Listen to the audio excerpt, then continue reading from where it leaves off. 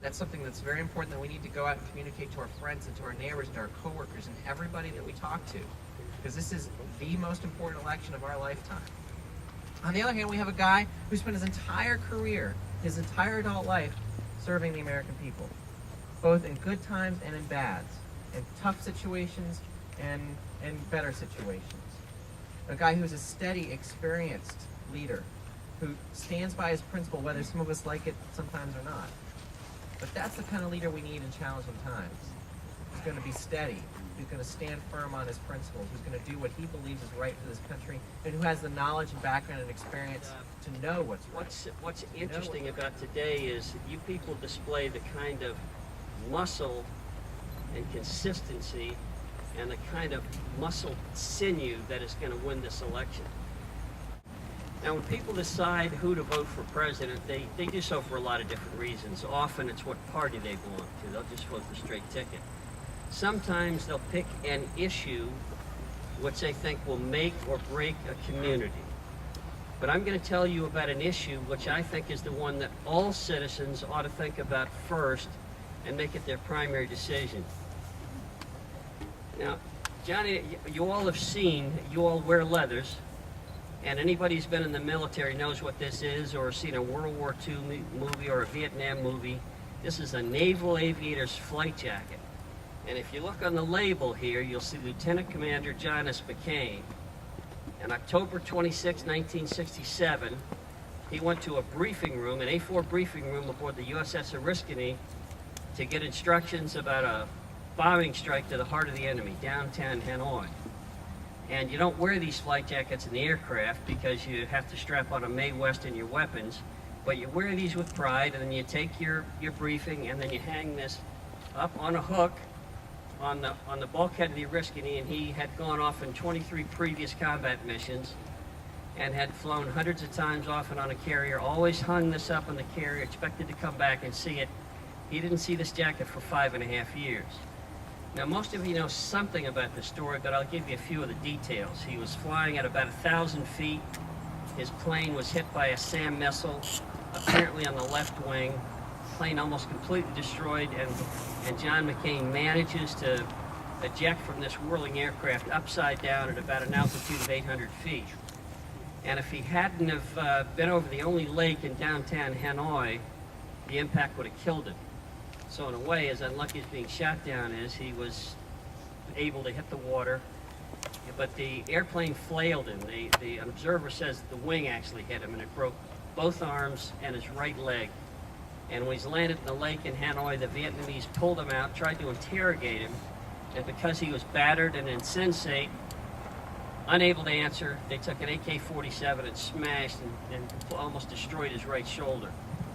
And you'll notice today that when John tries to raise his hand, he can't get either hand above about his left and right cheekbones. So if he wants to comb his hair or make some preparation before he speaks, his wife Cindy or an aide will have to help him. Now, this is not to go over an oft-told war story, but to illuminate for you this. For almost all of the first 2 years he was a prisoner of war, he was in strict isolation, except for the times he was interrogated or he was beaten. The reason is because the North Vietnamese thought they could use the POWs as leverage against the American people to induce them to be more resistant to the war. What they didn't understand is that most Americans, whether they were hawk or dove, did not like the sight of helpless Americans out of combat, wounded and injured, being abused by a country that was also signatory to the Geneva. Don't think that they're heroes, but at least I can call them heroic. So when John turns down this ability to get out of cavalry, turns to him and says, things are now about to get very bad for you, McCain. And even the key on the outside of your door, except during mealtime, as the POWs tell me, would send chills up your spine because any trouble's coming.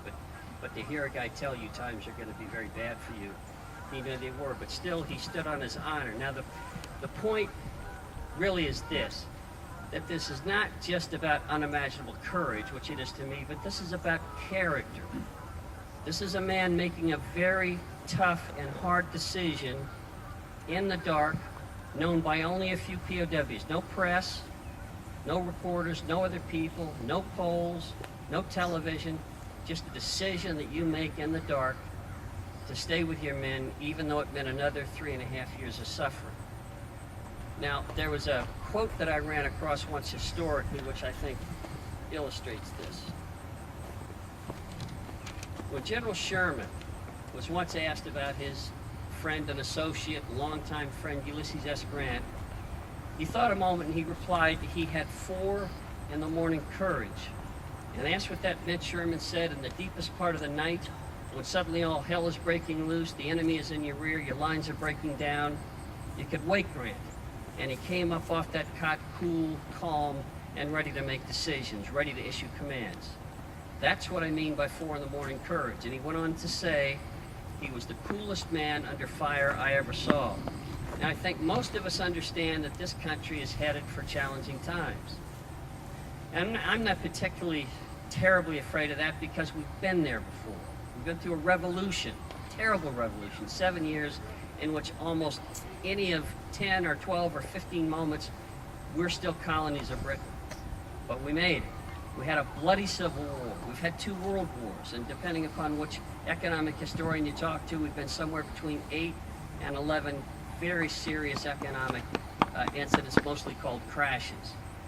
And the way we recover from those and how we fare in those depends upon whose hand is at the wheel, at the helm of the ship of state.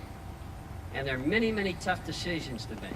Some of these decisions are not understood by the public, not understood by the press. They can be unpolitic and unpopular. And some presidents back away from these decisions and try to finesse them or try to let time take care of things.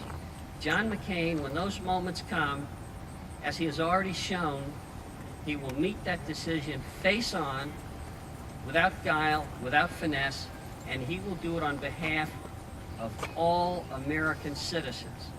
And that's why we need this man as president. So when that phone, that proverbial phone, rings at 3 in the morning, that's the man you want making these decisions.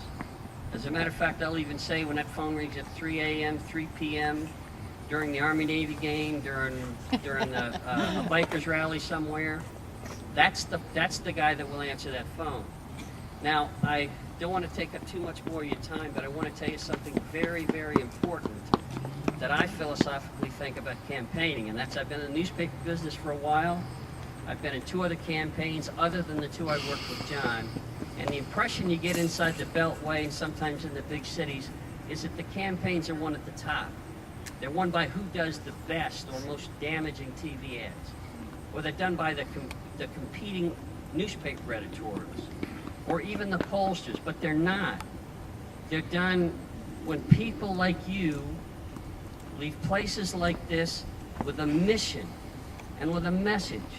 And you not only go out and vote yourselves, but you tell your American people that it's crucial that we elect this man as President of the United States, especially because of the kinds of things that I'd like to leave with you. When a combat pilot is on the catapult on an aircraft carrier, his flight crew is busily looking over his aircraft. He looks at the tags to the weapons. He looks at the flaps. He looks at all the surfaces. Looks at the wheels. Looks at the launch cord. He looks at all the different parts of the aircraft that they can see. And when they think that the plane is ready, they give a signal like this to the pilot that everything is okay. And then the pilot looks at his equipment and usually looks inside of himself because he's about to go into harm's way into combat with people trying to kill him with fancy surface-to-air weapons. And when he's ready, he gives the thumbs up. The catapult officer sees that, he hits the switch, and the man is catapulted into war, into history.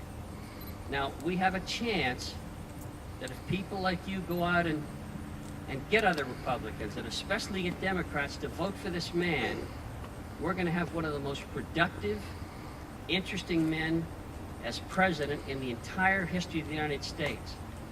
And I think it's fair to say that this will not only be a productive and interesting president, this will be one of the greatest presidents in American history, and we have to have that happen. Thumbs up for John McCain.